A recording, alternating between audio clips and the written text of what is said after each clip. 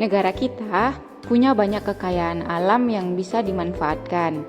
Sebagai rakyat Indonesia yang beriman kepada Allah Subhanahu wa Ta'ala, kita harus bersyukur dan berdoa agar kita dapat memanfaatkan sumber daya alam tersebut secara bijak.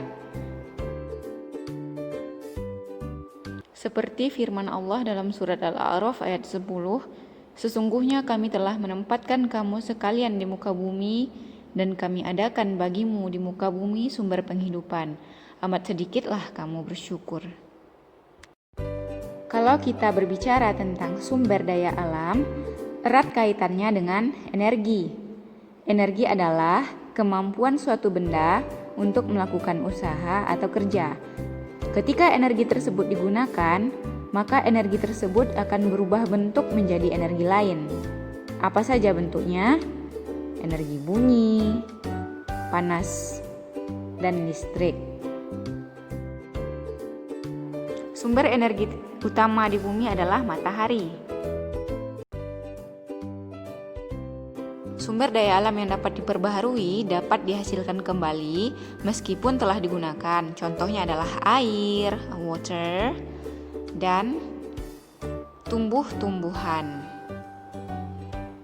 Sedangkan SDA yang tidak dapat diperbaharui tidak dapat dihasilkan kembali jika sudah habis terpakai.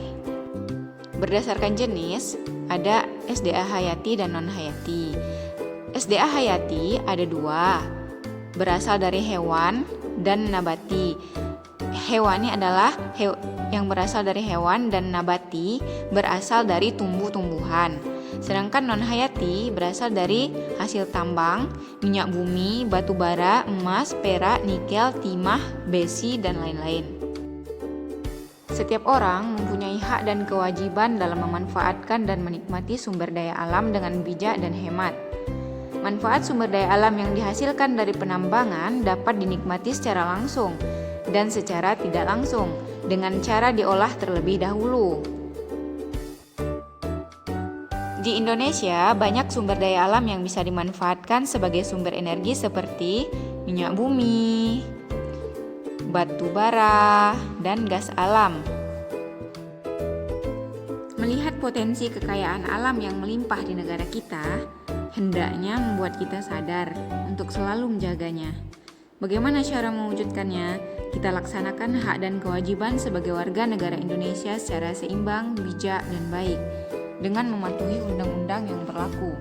Jika hak dan kewajiban telah dilakukan dengan baik, maka insya Allah akan tercipta kehidupan yang nyaman, aman, tentram, dan sejahtera.